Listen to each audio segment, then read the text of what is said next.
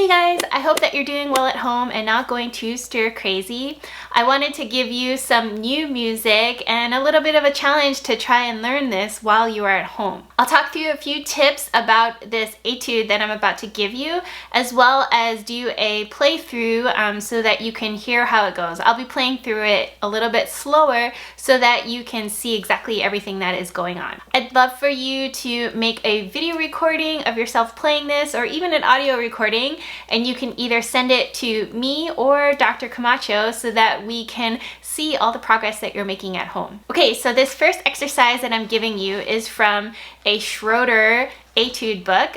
It's Schroeder number 30. And yes, this is a little bit of a challenge. This one is definitely longer and there's a lot more notes to play, but I think you guys are totally ready for it. And hey, why not give you guys a little bit of a challenge? So this is in the key of A major. A major has 3 sharps in it, which is F sharp, C sharp, and G sharp. Let's play through a 2-octave A major scale right now so that you can get used to hearing the sharps. And also in this exercise, you're going to be doing some shifting. So this is a really good warm-up to help you warm up with that.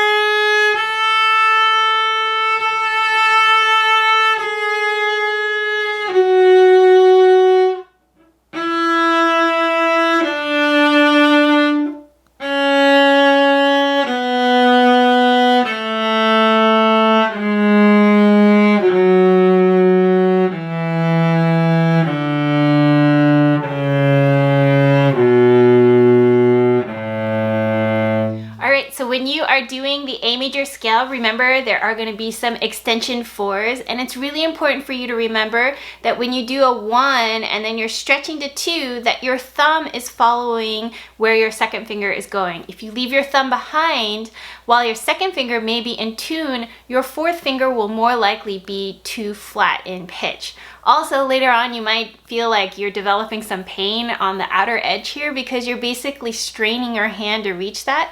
But if you move your thumb up to follow your second finger, it's going to make it a whole lot easier. Be sure to back up this video because I played the scale pretty slowly, and I encourage you to play along with me so that you can really hear all the pitches that you're playing and have it match mine. Plus, you can also see the fingering that I did. Okay, going over some points about number 30.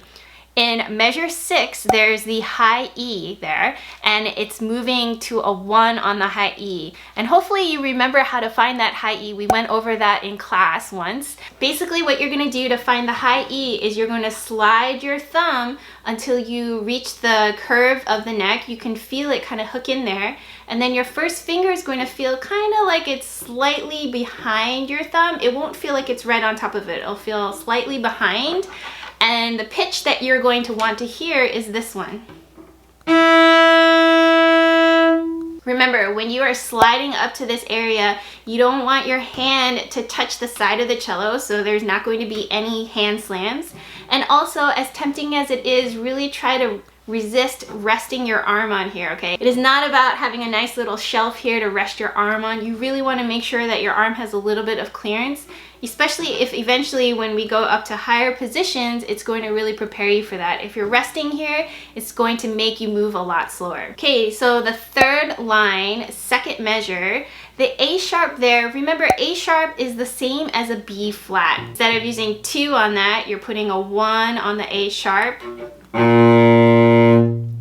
2 measures later, remember a B sharp is actually a C natural in this case because B to C is what we call a natural half step. On the 4th line in the 1st measure, you'll notice there's a D sharp in there. Remember, D sharp is in half position here. So instead of actually moving your hand all the way back here, remember you're going to extend your first finger a little bit backwards like this. So you're going to point your first finger backwards.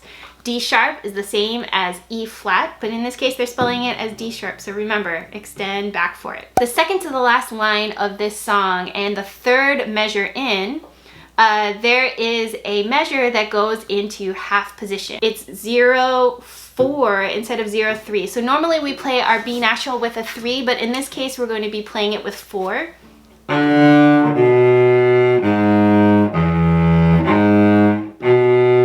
I'll play that one more time. So you're going to do open, and remember you're shifting back into half position so that your 4th finger is on the B natural.